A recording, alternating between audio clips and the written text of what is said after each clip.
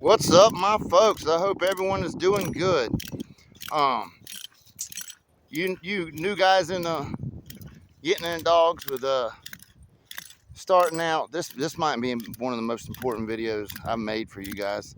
Um, First of all, you guys that are contemplating getting into these dogs for the pit game, okay? I've had some conversations with some of you young guys, and I want to explain this to you because it's always. I'm not doing these videos to teach you anything illegal, okay? I'm not condoning anything illegal. If anything, I'm trying to persuade you not to do anything illegal with these dogs, okay? I don't want you guys getting killed. I mean, your dog's getting killed, and I don't want you guys going to prison and losing your family over it. All right? There's a vision of grandeur when it comes to these dogs. You know, people. I like to show you all the old history and how it evolved and whatnot. And we don't get real crazy with the dirty underbelly of things very much because I just don't like to give people fire to use against us as a whole.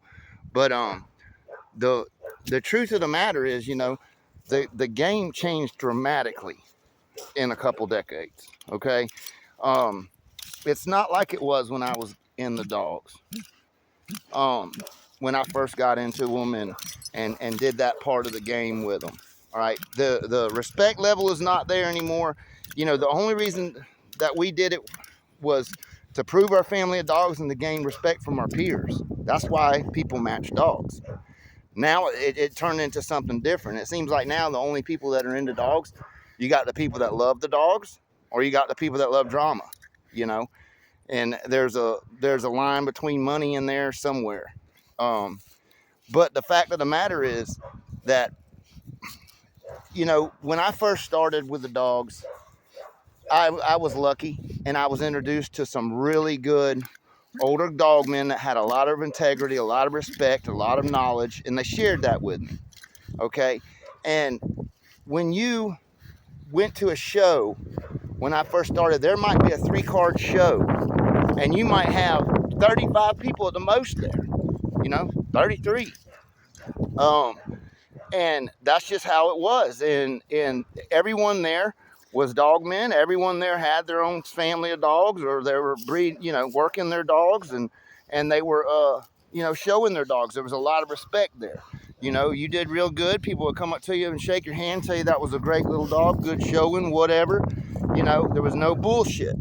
And over time, it evolved and it got where there was, like, just for instance, when I quit going to doing things like that and quit going to conventions and shows and all that shit and just threw my hands up with it, it went from a nice fraternity with good people that were basically just showing dogs, respectful. The money wasn't the most important thing. Most of your dogmen back in the day, they were construction workers. They worked in warehouses. They were mechanics. They drove heavy equipment. You know, they were guys like that. You know, and they had years in these dogs and knowledge. And now it's like it went from that. Well, I don't know how it is now, but I'm sure it's not got any fucking better. You know, when you go to a show, it would be like fucking 200 people there. Maybe 10% of those 200 people were dog men. The others there were to be entertained at your expense and your animal's expense so they could gamble on them. You had to pay to get in the gate to go to the show. And some of these pays to go watch these dogs that were a lot of times what they considered the fast lane were very subpar dogs compared to what you know, the real fraternity was showing. But you had, you know, you figured, man, if you got a gate fee of $100 a piece and you got 200 people there or more, what is your payout? So yeah, I mean, it become all about money and drama, and it was just ridiculous. I mean, and your friends, you know, you think you got friends, you don't have friends in these dogs. They will turn on you in a second if you're in the pit game. They will talk shit about you. They will talk shit about your family of dogs. They'll talk shit about you. They would, you know, it just got into a real bullshit. I mean, I've lost friends that I grew up with because of that silly shit. You know what I mean? I just wouldn't fucking tolerate it, you know? And then when you beat them, you call them out and then you beat them, they would still be, oh, well, you know, 10 more minutes, that dog would have quit. My dog, he did this or he did that, or my keep wasn't good, or it was always an excuse. It wasn't a handshake. You beat me. Thanks for, you know, letting me see what I needed to see. It was none of that shit, you know. And I'm sure that's gotten no better. I can tell by the way YouTube people act on here, all the drama and the bullshit and all that. You know, it's not gotten better, and I don't think it ever will get any better. I mean, when you outlaw something, that's the kind of people that get in it. Usually are not the highest caliber of people. You know, you still got some good dog men, but they ain't fooling with no bullshit anymore. You know what I mean? They're just not. So think about all these things before you jump off and doing something illegal. Why would you want to put yourself in a lose-lose situation? Don't matter if you whip them. Don't matter if you win. You're not going to get respect from your peers in these dogs anymore. There is no respect left. You done broke the rope. You know, that's just all there is to it. Now, I've had a lot of questions about my keep and what I do and all this stuff. You know, I want y'all to keep it simple. Keep your keep simple. Like, I see a lot of different things, and, you know, on a dog like this dog was flat, you just want to, I give him, like this morning, he's already been walked out. He's completely empty. I want to see where he's at on his strength level. I do one exercise per body part each for 3 days in a row and then 1 day off. That's how I work my dogs, okay? I do pushing exercise, which means they're pulling something. You know, of course you want to always empty your dogs out, and then I do, this is like what I call a pulling exercise. He's pulling against something. Then I got a pushing exercise, which I'll show you what I use for that. And where he's pulling. Like today, he's on his, pushing. Today, he's on his pulling exercise. And tomorrow, I will do his cardio. That's how I do it. I hook that it's a really oiled leather, you know, oiled collar, soft. I just slide that over his head, put the strap down one side, and he pulls that big ass chain. That chain's very heavy. And I might let him pull the chain 200 yards, okay? And then he will, I don't even know if you can understand this chain really, but that gives you an idea of the size of it, okay? He might pull it 200 yards, and I walk him 10, 20 minutes and make him pull it back down the hill, then walk him a little bit longer, and then make him pull it back up the hill, and then pull it back down. You see what I'm saying? I'm working a different muscle group each time I work him. All right, like today he's working this, and I notice he's a little bit weaker than he usually is. He just broke that shit again. I need to get some more hides dry. But you know, that will and you look at their tongue too, man. He's not tired. He's emptied out. He's in a fatigue state kind of already. You know what I mean? Let him breathe. You don't want him to get your foot. He can't reach it. He done broke it down. You know, that's the goal. You know, and let him do 2 exercises, 3 exercises a day. Don't get too crazy with it. Keep it simple, like I said, and then you're gonna have a better outcome. Okay, you don't have to overwork them. You don't overwork your dogs. Okay, when they get tired, put him up, rub him down. That's another thing people don't talk about anymore is the rub down. You gotta rub that animal down. And like, I see a lot of keeps people are using, you know, where they're, oh, I do this, and then I do that, and then I do this, and then I run him on the treadmill 4 hours, and then I give him a fucking super Slurpee for dinner, and, you know, all this crazy shit that's never worked for me. Just keep it simple. Keep your diet simple. You know, and there's a thing out that people are stuck on nowadays, that dogs don't need carbs. They don't need carbs. They can't store carbs. It's not that they store them, they use them, okay? Find you a good carbohydrate source that you can use in your animals.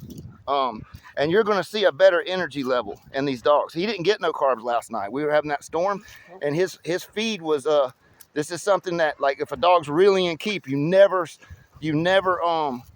screw around with that. You always keep his feed the same.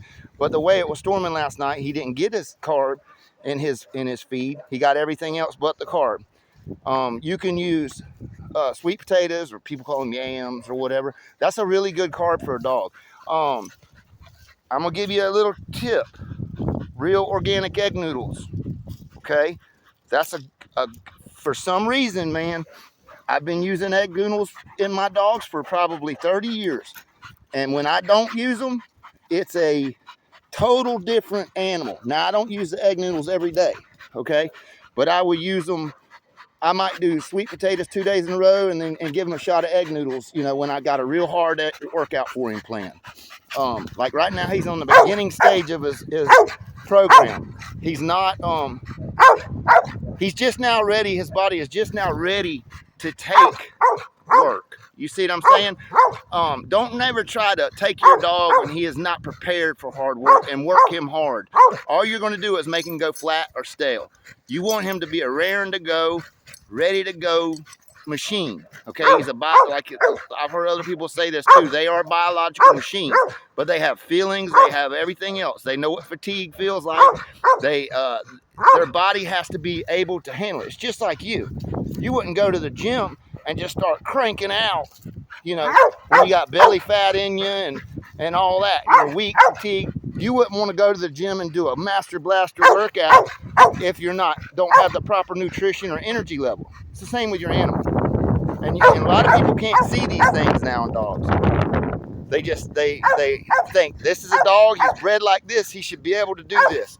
Now, I think for sure a lot of old timers, I know they did because I was taught the truth.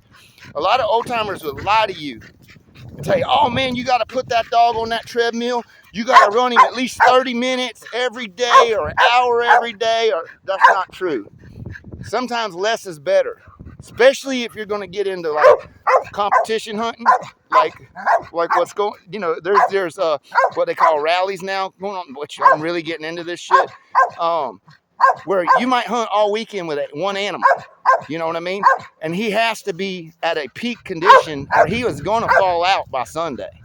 He's not going to be able to handle it. He's going to be stale, and you're not going to do good in the rally. But you know, all those things make a difference.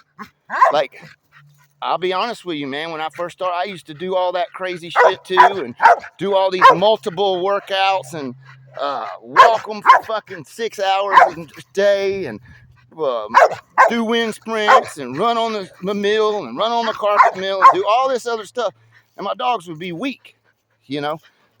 Then you know, Flo and Charlie really started sitting down and tutoring me on how to work a dog. And the one thing I noticed was they're not hardly working that motherfucker compared to what I was doing, you know. And these were all natural. We ain't talking about using no anabolics. I mean, that's just a whole nother thing. I mean, a lot of people won't understand that no matter what. You know, they way overdo it on that. But, you know, like, just for instance, this is probably 30 years ago, like the champion assassin dog, okay?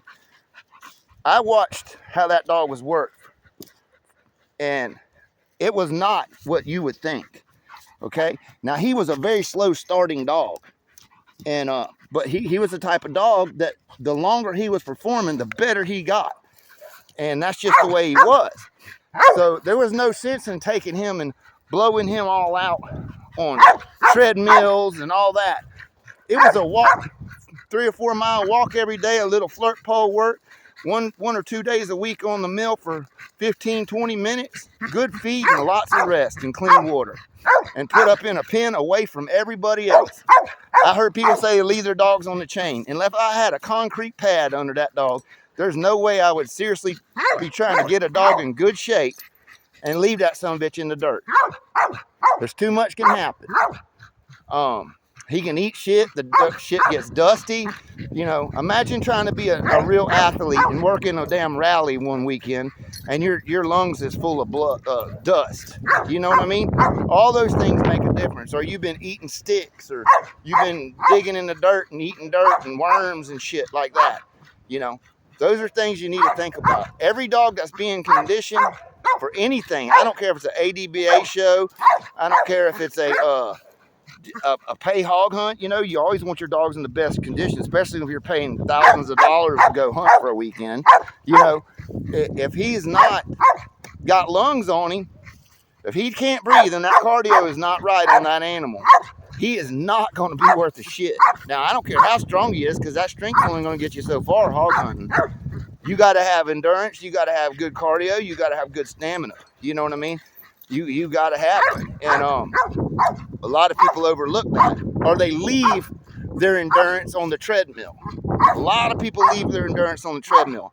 There was a thing that I was noticing when I got out of the pit game. People were bringing in dogs super light, and they just was as weak as a sick cat. They couldn't even pull a fucking, they were just terrible conditioning, some of them. You know, your dog doesn't need to be so railed out. You know what I'm saying? Don't try to make a big dog a little dog. Let their body, you know, when you're working that dog, if he's strong or not, if his endurance is right, if he, you know, and he's going to get to a point where he's going to weaken up on you. You need to go the other way then. I don't care what you think that dog weighs. His body's going, he's going to tell you what he weighs. Okay, like this dog here, he's sitting right now at 46 pounds. That's before the workout. I'm assuming that he's probably could only stand to lose about another pound of belly fat in him. And I may put another pound of muscle on him. So he may be a 46-pound dog when he's in peak condition. You know? And I'm going to need a little bit of something for that Sunday hunt. You might be able to perform excellent Saturday, but he ain't going to have nothing in the tank for Sunday. You know? So you got to have them where they can go for the long haul too. And don't overwork them. It's just like you. A lot of you guys that are getting in the dogs, y'all need to go to the gym yourselves. Y'all need to bust your ass in your gym and go 3 days in a row. And then I want you to do upper body, lower body, cardio, all that shit in the same day.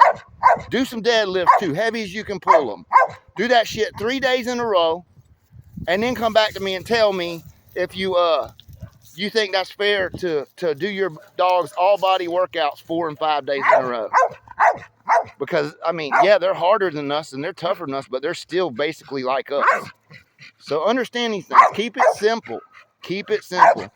Now, I don't give out my keep. I'm just trying to help some of you guys out that I've seen the wrong road you're going on. I don't give out my keep because I like my dogs to perform better than other people's dogs. Okay, even if I don't own them, even if it's a puppy I sold to somebody and they ask me for a keep, now they get a keep. And like I usually tell them 2 or 3 different ways because every dog's different, you know. But I want them to do better than you. So I'm not going to give you the secrets that I give them. You understand what I'm saying? But I will tell you this. Back up a little bit and reevaluate everything. And if you're thinking about doing something illegal with them, just forget it. There's too much fun shit to do with these dogs now that you don't have to get in trouble. And a guy getting into these dogs now, unless you were super lucky, okay, and you ended up getting with somebody that's willing to show you the ropes, you're still going to have to go and deal with what they call a swamp. Okay, there's a lot of people in these dogs that ain't real dog men that people classify them as dog men. I'm sorry, but if a motherfucker's not taking care of his own animals, he's not feeding his own dogs, he's not trying to breed and work his own dogs, he's not hunting with his own shit, he might be living in an apartment, go buy a dog, leave it in one of his homeboy's house, pay someone else to work the dog. How is that, you're not getting nothing out of these dogs. You're not getting no knowledge out of them and nothing. But those are usually the ones that like to cause the drama. I got a lot of respect for these guys that are feeding their families in yards, and I got a lot of respect for them. You won't hear me badmouth another dog man. A real one, I might call them fucking wannabes what they are, but hypesters. You know, there's a lot of bloodlines that's been hyped up the last 10 years. They can talk a dog up and talk a dog down. The problem is, I don't give a fuck about that talk. Either the dog can do it or he can't. And if he cannot do it, I don't care how he's bred. You know, people, I have some beautiful bred dogs before that just weren't worth the shit. I mean, some beautiful, I probably got some on the yard now that ain't worth the shit that I ain't checked. But I assure you, if I know they ain't worth the shit, I don't care how pretty their feds are, they ain't getting bred. You know what I'm saying? That needs to go back to what it is about, man. It needs to, the game needs to get a little more respect. I mean, if you're hunting with somebody and their dogs outperform yours, respect them for it. Shake their hand, you know? Especially if you're hunting in public land and just going out there, man, you're going to be dealing with other hunters and other dogs. Do your best to be a good sportsman. Take care of your animals.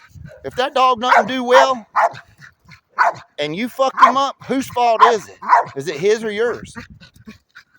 There's not the other guy's fault that had his dogs in good shape and his ran circles around yours. It's not his fault. So don't say, oh, them dogs weren't that good, mine wasn't this or nothing. That's your fault as a dog man. I remember Paul did that to me one time. This guy was, you know, I learned a lot from Paul. But I seen how that shit was coming and affecting him. He was hanging out with a lot of younger guys. And like I said, there was the guys that loved the dogs, and there was the guys that loved the drama and the bullshit. Okay, all the drama and bullshit in it. And he was starting to associate with a lot of these younger guys that had a lot of money. They were into shit they shouldn't have been in. And he was getting that easy money from them. And in the end, it didn't work out for him a bit. They come and stole all his fucking dogs when his wife was in the hospital. You see what I'm saying? There is no respect in that category, man.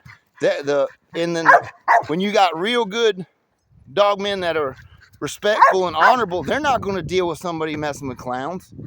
I don't care how much money them clowns bring to the table. It don't make a fuck to an honest dog man. You know, I would rather sell these motherfuckers to guys that do construction and work and have to struggle for a living, that will respect that animal and take good care of them and give them every best chance to hunt and, you know, and use him like a real fine rifle, like a tool, you know. I don't need somebody that's fucking doesn't give a fuck because they'll go to the next dickhead and ruin his hard work next week. You know, they got fucking bags of money in their back pocket. That ain't and then another thing the game went to most of your guys, you know, like I said, were honorable and respectful and were real dog men. And you could, back then, man, you could go and you could match into a champion for $1,500. They weren't hiding behind no money tree. You know what I'm saying? That's the hardest part for me, is because now you can't hardly hog hunt anywhere. I got to pay to hunt. Like right now, I ain't even got the money to hunt this motherfucker right now. But when I have the money to go on a hunt after deer season, he's going to be ready. He's going to be the best he can be. This might be his last hunting season. And I'm going to see what this dog's true potential is without any flaws from me in it. And we'll decide then if he's going to be a stud dog, you know. But yeah, I mean, it went down, you know. You couldn't even, like, I guarantee you 10 years ago, there's no way you get on one of them boys, and I don't care how good you was or any of that shit.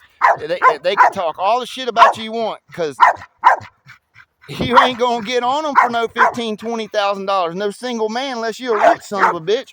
So they can sit there and talk that shit because they have 10, 20 guys behind them, all pitching in a bunch of fucking 500,000 a piece, and then expect you to carry their load. And then if you go in there and you smack their ass and take their money, all they're going to do is talk bad about you.